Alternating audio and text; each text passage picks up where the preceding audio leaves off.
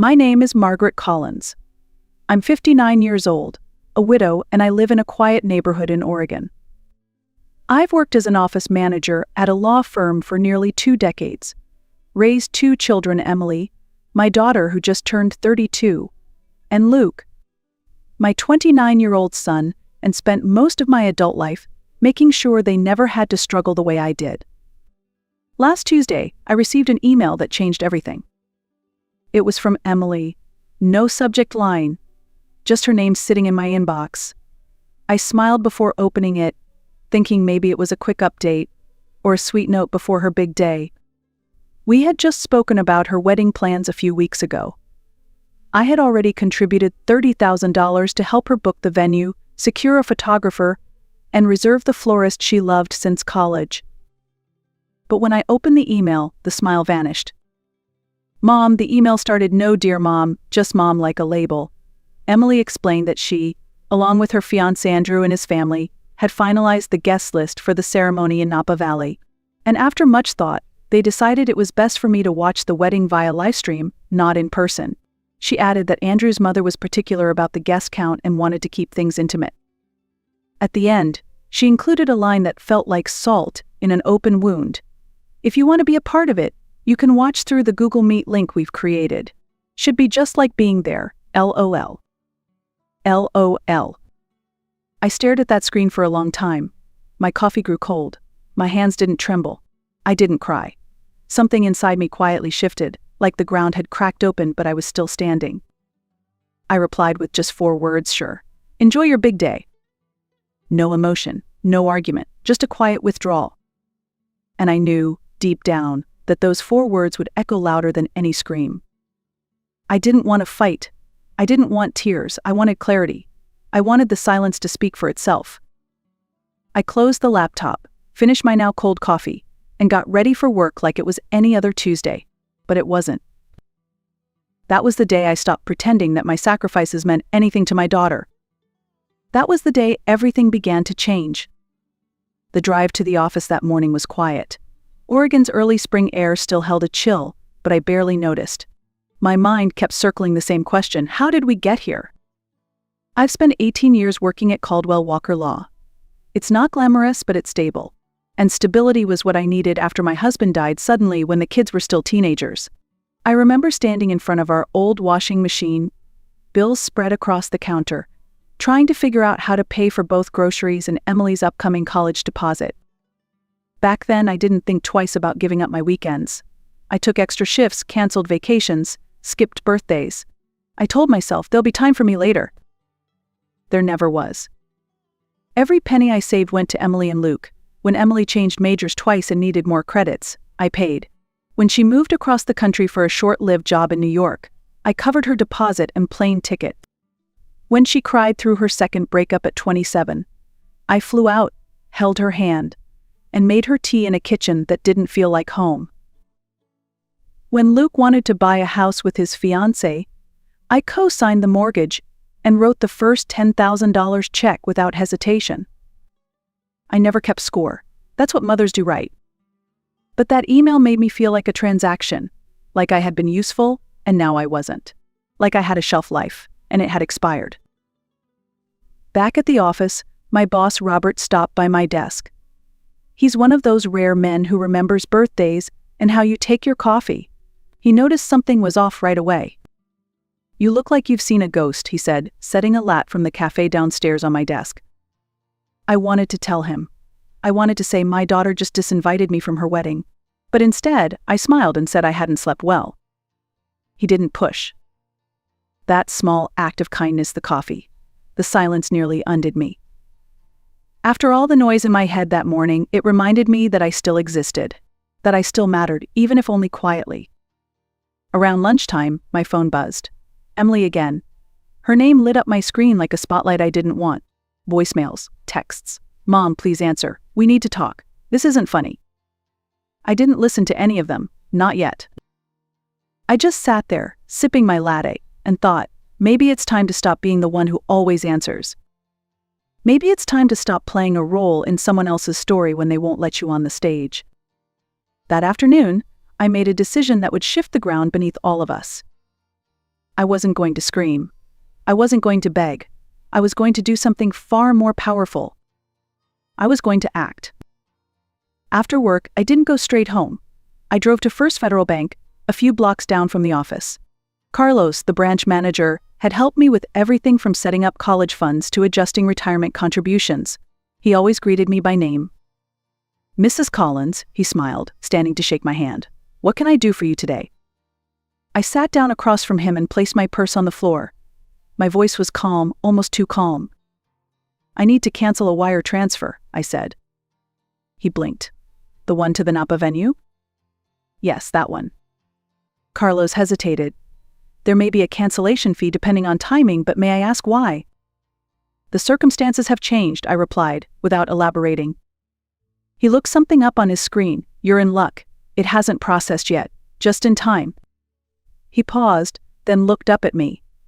"Are you sure, Mrs. Collins? $50,000 is a significant amount." I nodded. "I'm sure." $50,000. That was the amount I had planned to send next, on top of the $30,000 already gone. $80,000 total, for a wedding I wasn't allowed to attend. I signed the necessary forms and left the bank without a second thought. By the time I got home, there were 9 missed calls from Emily, 2 from Luke. One voicemail simply said, "Mom, please, don't do this." I turned off my phone. In the kitchen, I reached for the bottle of red wine I'd been saving for Thanksgiving. I hadn't opened it back then. Emily was supposed to visit, but she canceled last minute. "Work," she said. I poured a glass, took it out to the porch, and sat in the fading sunlight. Birds chirped in the trees. A neighbor's dog barked. Everything felt still. And then the memories started coming in waves. All the birthdays I planned alone. All the holiday dinners where I pretended I wasn't waiting for a call that never came. All the small sacrifices that nobody noticed. The new shoes I didn't buy. The car I drove for 14 years. The vacations I postponed. I thought about Andrew's mother, the woman who barely knew Emily, yet her opinion carried more weight than mine.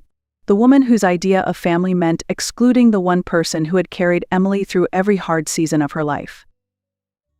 I thought about the way Emily signed off her email with LOL. As if watching your own daughter's wedding through a screen was a joke. And finally I thought about myself, not as a mother, not as a widow, but as a woman. What did I want? Peace, dignity. A life that didn't revolve around being useful to people who only showed up when they needed something. That night, around 9 p.m., the doorbell rang. I thought about ignoring it, but curiosity got the better of me. It was Luke, still in his office clothes, tie loosened, sleeves rolled up. He looked uncomfortable, holding his phone in one hand like a shield. "Mom," he said, stepping inside before I could speak. "Why aren't you answering your phone? Emily's freaking out." I shut the door calmly. "Hello to you too." He sighed, already pacing. "She says you're not coming to the wedding now, that you're being difficult." I laughed. Difficult? For not attending a wedding I was uninvited from? He shifted uncomfortably. "Andrew's parents are footing most of the bill, Mom. You know how traditional they are." I raised an eyebrow. Traditional? I already paid $30,000. I was about to give $50,000 more. That's not tradition, that's a be-out. He froze. "Wait, you were sending another 50. "Was," I said, sipping my wine. "But not anymore." Luke's face went pale. "Mom, they're counting on that. The venue, the food, the—" "Not my problem anymore," I said evenly. His voice rose. "Of course it's your problem. She's your daughter." "And I'm her mother," I said quietly. "A mother who was told to stay home and watch from a screen." He ran his hands through his hair, visibly agitated. "You always make everything about yourself." And that was it. That was the moment something inside me finally gave way. "Get out of my house." "What?" "You heard me, Luke. Get out." "Mom." "No," I said, firm but soft. "I've given everything I had, and I'm done being the villain in a story I wrote with love." Luke stood there for a second longer, then turned and walked out. The door clicked behind him quietly, but it felt louder than any slam. I stood in the middle of my living room, heart pounding, and realized something startling. I didn't feel guilty. I felt free. The next morning, I woke up to 43 missed calls and a string of frantic messages from Emily. They started with passive-aggressive guilt. "Mom, we need to talk." "Why are you doing this?" "This is childish." Then the tone shifted. "The venue just called. The payment didn't go through. We're going to lose everything if we don't pay by tomorrow. Andrew's parents are furious. They said this proves they were right about you." At 3:24 a.m., she sent. "I don't understand why you're doing this to me." I smiled into my coffee. Of course she didn't understand. Emily had grown up with my sacrifices woven so tightly into her life that she never stopped to question where the comfort came from, the security, the stability. She just assumed it would always be there. That I would always be there. But not this time. Later that morning, while I was reviewing contracts at my desk, an email popped up in my personal inbox. The subject line read, "Please don't ruin my wedding. I opened it without expectation. "Mom," she wrote, "I know you're upset about the livestream situation, but this is extreme. We've lost the venue deposit, and if we don't pay the remaining balance by end of day Paris time, the caterer walks. Andrew's parents are beyond upset. They're saying this proves you can't be reasoned with. Please don't do this. We can talk about you attending the ceremony, but we need the funds first." There it was. They were willing to talk about letting me attend now that the money was gone. Not an apology, not a reflection. A negotiation. As if my presence at my own daughter's wedding could be bartered, bought, or sold depending on how generous I was feeling. I didn't respond. I closed the email and turned back to my work. Around noon, Robert stopped by my desk. "Lunch," he offered. "That new Italian place just opened." I almost declined, as I usually did. But something in me shifted. Maybe it was the clarity of the past 24 hours. Maybe I just needed to sit somewhere that didn't ask anything from me. So I nodded. I'd like that. Over pasta, he told me about his grandkids and how exhausting but beautiful it was to chase after them. His eyes were soft. Real. He paused and said gently, "Forgive me, Margaret, but you seem lighter today." I surprised myself. I told him everything. About Emily, the email, the wedding, the money, and what I did. When I finished, he didn't judge. He didn't try to fix anything. He just said, "Sometimes the hardest part of love is setting boundaries, especially with the people we've given the most to." He reached across the table and briefly squeezed my hand. "I think you did the right thing." For the first time in a long time, I believed that too. When I returned to my desk, there were more calls, more texts. But I didn't answer. I didn't need to. Because for the first time, my silence spoke volumes. That evening, as I pulled into my driveway, the sky was already dimming. The porch light clicked on automatically. Everything looked still peaceful, even. But there was someone sitting on my front steps. As I got closer, I recognized her. Sophia. She stood up quickly, brushing invisible lint from her coat. Sophia had been Emily's best friend since 5th grade. She spent countless weekends at our house, baking cookies, watching movies, giggling in sleeping bags until dawn. I hadn't seen her in years. "Mrs. Collins," she said softly, "I'm sorry to drop by like this." "It's fine," I replied, unlocking the door. "Would you like some tea?" She followed me into the kitchen, her eyes scanning the familiar walls like they held old echoes. I filled the kettle and waited. "Emily sent you?" I finally asked. She didn't answer right away. Then, "She's a mess. They lost the venue. The florist dropped out. Andrew's parents are threatening to cancel the wedding." I said nothing, placing 2 mugs on the counter. "She's panicking," Sophia continued. "She knows she messed up. She just doesn't know how to fix it." "Is that why you're here?" I asked. "To fix it?" She shook her head. "No, I'm here to ask, is there anything she can say or do to change your mind?" I paused. Was there? Would an apology change the way it felt to be excluded? To be used like a bank account? To be told you're not welcome unless your money is? I looked at Sophia, still young, still hopeful. "No," I said quietly. "There isn't." Her shoulders sagged. "Not even if she apologizes?" I handed her a mug of tea.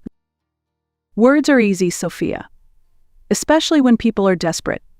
But the people who love you, they don't wait until you cut them off to see you. Sophia looked down into her tea, nodding slowly. I get it, she said. Even if she doesn't. I'm sorry, Mrs. Collins. You don't need to be, I replied. We stood in silence for a moment, two women from different generations connected by one hard truth. Sometimes love has limits. Sometimes the only way to be seen is to walk away. Sophia didn't stay long. She didn't try to argue. She just thanked me, hugged me gently, and walked back into the night. And I finally closed the door on a version of myself I had long outgrown. The wedding never happened, not as they planned, anyway. They scrambled to find another venue, but everything was either booked or far too expensive without the money I had once promised. According to Luke, they ended up doing a small backyard ceremony weeks later, just a few relatives and Andrew's parents. I wasn't invited. And this time, I didn't need to be. In the weeks that followed, Emily sent one more email, a long one, emotional, half apology, half justification. I read it once, then archived it. I wasn't angry anymore, just done. There's a strange peace that comes with letting go, not in rage, but in clarity. For the first time in decades, I woke up not wondering who needed something from me, not bracing for another guilt trip disguised as love.